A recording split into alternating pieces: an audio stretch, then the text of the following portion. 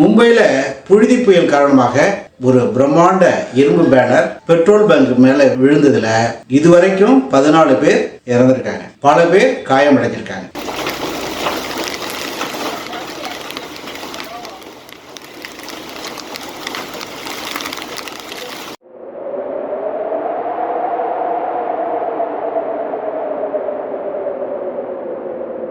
இந்த மாதிரி புழுதி புயல் எப்ப ஏற்படும், எதனால் ஏற்படுது? தமிழ்நாட்டில், இந்தியாவில் இத்தகைய புழுதி புயல்களால் ஏற்பட்ட பாதிப்பு என்ன? இது போன்ற புழுதி புயல்கள் உலக அளவில் எந்த அளவுக்கு பாதிப்பை ஏற்படுத்தியிருக்கு அப்படிங்கிற விஷயத்தை தான் நாம பார்க்க போறோம்.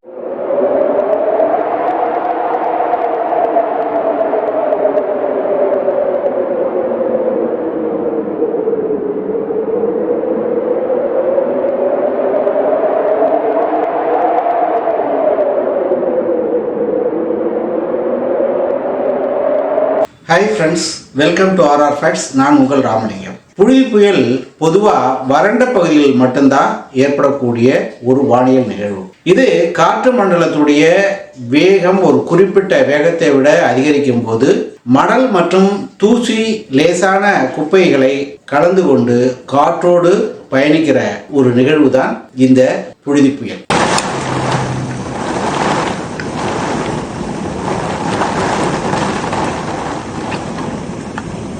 இந்த மாதிரி நிகழ்வுகளால் மிகப்பெரிய பதாகைகள், மரங்கள், காற்றின் வேகத்தை சமாளிக்க முடியாத லேசான பொருள்கள் எல்லாமே இதனால பறக்க தொடங்கும்.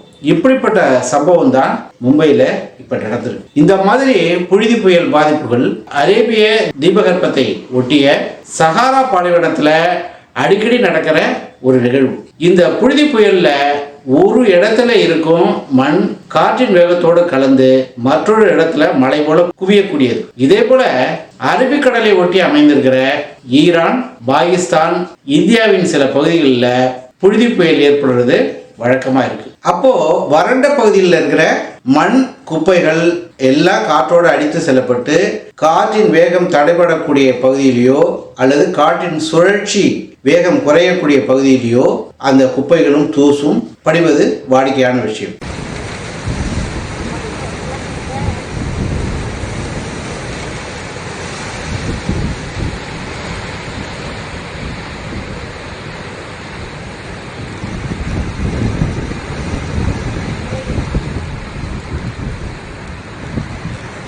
புழுதி புயல் காற்றின் வேகத்தை பொறுத்து தான் அமைது. கொந்தளிப்பான காற்றினுடைய காரணமாக மிக உயரத்துக்கு, அதாவது 1000 மீட்டர் உயரத்துக்கு கூட தூசி, மண்ணை கலந்து எடுத்து செல்லக்கூடியதாக இந்த புழுதி புயல் அமைஞ்சிருக்கு. இந்த மாதிரி தூசி மேகங்கள் மிக பெரிதாகவும் பல மைல்கள் நீளமாகவும் கூட சில நேரங்களில் இருக்கிறது உண்டு. 10,000 அடிக்கு கீழே நகரும் இந்த தூசி மேகம் தரையில் குறைந்தபட்சம் 40 கிலோமீட்டர் வேகத்தில் கடக்கும். இது அதிகபட்சமாக 6000 கிலோமீட்டர் வரை கூட பயணிக்கக்கூடிய சக்தி வாய்ந்தது. இந்த மாதிரி தூசி புயல்கள் காரணமாக ஆண்டுதோறும் சுமார் 2 பில்லியன் டன் தூசி வளிமண்டலத்தில் கொண்டு போய் சேர்க்கப்படுவதாக ஆராய்ச்சியாளர்கள் சொல்றாங்க.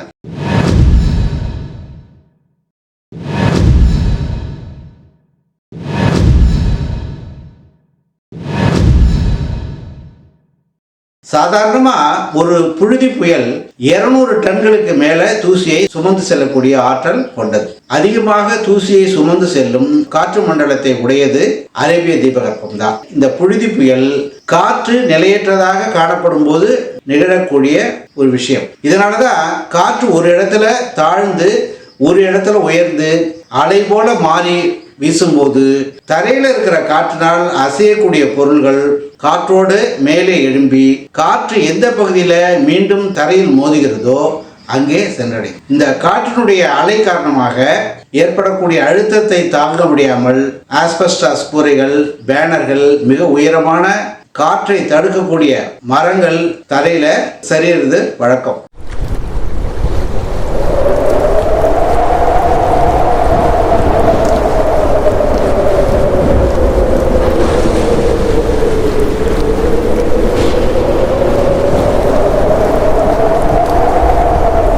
சில நேரங்கள்ல தரையில இருக்கிற தண்ணீரை கூட காற்று பெருமளவுல சுமந்து செல்லக்கூடியதுதான். இத்தகைய புழுதி புயல்ல சஹாராவில் தூக்கி செல்லப்படுபவை பிரேசில்ல இருக்கிற மலைக்காடுகளையும் துருக்கியின் கிழக்கில் இருக்கிற மத்திய அனட்டோலியாவையும் கூட அடையிறது உண்டு. இந்த பகுதிகளில் மழை பெய்யும் போது அழுக்கு நிறத்துல தூசியை கரைத்து கொண்டு பெய்யுமா.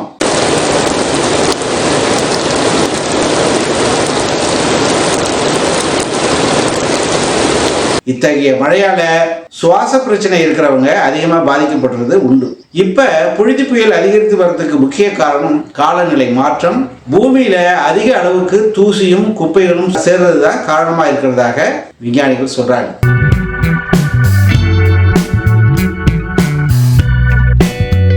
புழுதி புயல் தரையை நெருங்கும் போது வட்ட வடிவில் சக்கரம் போல் சுழலும் காற்றாக மாறி நகர்றதால இந்த சுழல்ல மண்ணும் தூசியும் சிக்கி காற்றோட கலந்து பயணிக்கும். சாதாரணமா இத்தகைய சுழல் காற்று 1 டன் தூசி மண்ணை நகர்த்தி செல்லக்கூடிய ஆற்றல் கொண்டதாகவும் இருக்கிறது உண்டு. இயற்கை நிகழ்வாக இது இருந்தாலும் கூட எங்கெல்லாம் மண்ணை பாதுகாக்கும் தாவரங்கள் அழிக்கப்பட்டு வருகிறதோ அங்கெல்லாம் இந்த தூசி புயல் இப்போது அதிகரித்து வருவது மற்றொரு வேதனைக்குரிய விஷயம். மிகப்பெரிய பாதிப்புகளை உருவாக்கிய புழுதி புயல்கள் வரலாற்றில் பதிவாயிருக்கு. அதன்படி 1935 டெக்சாஸ்ல ஏற்பட்ட புழுதி புயல் 1930 ஐக்கிய அமெரிக்காவின் நடுப்பகுதியிலும் கனடாவிலும் இடம்பெற்ற தொடர் புழுதி புயல். இதனால பல்லாயிரக்கணக்கான விவசாயிகள் பாதிக்கப்பட்டு இடம்பெயர்ந்தார். ஆஸ்திரேலியாவில் மெல்போர்ன் நகர்ல 1983 பிப்ரவரி 8 ஏற்பட்ட புழுதி புயல்ல நகரமே மண்ணால் மூடப்பட்டு அதிர்ச்சிக்குள்ளானது. அதே போல மேற்கு டெக்சாஸ்ல 2007 பிப்ரவரி 24 ஏற்பட்ட புழுதி புயல்ல கட்டடங்கள் சொத்துக்களுக்கு மிகப்பெரிய சேதம் ஏற்பட்டது. கராச்சியில 2007 ஏற்பட்ட புழுதி புயலால பலத்த மழையில 200 பேர் இறந்து போனாங்க. தமிழ்நாட்டில் வேதாரண்யம் கோடியக்கரையில 2008 மே 2 ஏற்பட்ட புழுதி புயலாலையும் சூறாவளியாலும் அதிக பாதிப்பு ஏற்பட்டது. தெற்கு ஆஸ்திரேலியாவில் 2009 செப்டம்பர்ல ஏற்பட்ட புழுதி புயல் நியூ சவுத் வேல்ஸ்ல சிட்னி வரைக்கும் நகர தூசி மயமாக்கி வான்பரப்பையே கரு மஞ்சள் நிறமாக மாற்றியதாம்.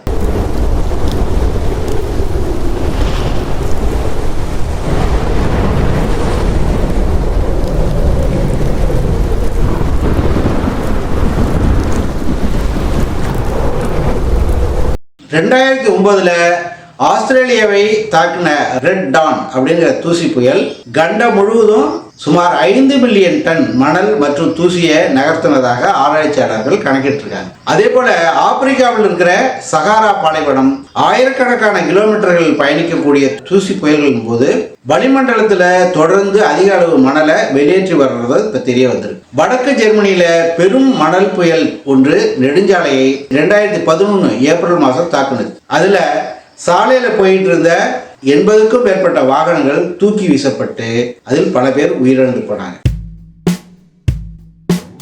இந்த புழுதி புயல் பற்றி ஒரு ஜோக்கு உண்டு. ஒரு பள்ளிக்கூட வாத்தியார் மாணவர்களுக்கு புழுதி புயல் பாடம் பற்றி நடத்திக்கிட்டு இருந்தார். அப்போ 2 பசங்க பாடத்தை கவனிக்காம பேசிட்டு இருந்தாங்க. இதை நோட் பண்ண வாத்தியார் ஒரு பையனை கூப்பிட்டு, நான் என்ன சொல்லிட்டு இருந்தேன் சொல்லு அப்படின்னு கேட்டார். அந்த பையன் திருன்னு விழிச்சான். நீ இதுக்கு பதில் சொன்ன பிறகுதான் நீ பெஞ்சில் உட்காரணும், அது வரைக்கும் நின்றுகிட்டே இரு அப்படின்னு சொல்லிட்டார். அதுக்கப்புறம் அவர் அடுத்த பாடத்துக்கு போக ஆரம்பிச்சார். முன்பெஞ்சில் அவனோட நண்பன் ஒருத்தவன் உட்கார்ந்துருந்தான். அவன் தன்னுடைய நண்பனை காப்பாற்றுறதுக்காக அவன் ஒரு முயற்சி எடுத்துக்கிட்டான். அந்த பையன் தமிழ்ல கொஞ்சம் வீக். அவன் தன்னோட நண்பனுக்கு உதவ விரும்பி நோட்டுல புழுதி புயல் படம் அப்படின்னு மிஸ்டேக்கோட எழுதி காட்டினான். இதை படிச்ச அந்த மாணவன், சார் நீங்க புழுதி புயல் படத்தை பத்தி பாடம் நடத்துனீங்க, அந்த படத்தோட கிளைமாக்ஸ் ரொம்ப சூப்பர் சார்னு சொன்னான். கேட்ட வாத்தியார், நீ பதிலே சொல்லாம இருந்தா கூட நான் சும்மா இருந்திருப்பேன், இந்த மாதிரி பதில் சொன்னதுக்கு உன்னை என்ன பண்ற பாருன்னு சொல்லிட்டு புழுதி புயலா மாறி அவரை ஓட்டி வாங்க நாம அடுத்த ஒரு வீடியோவில் சந்திப்போம்.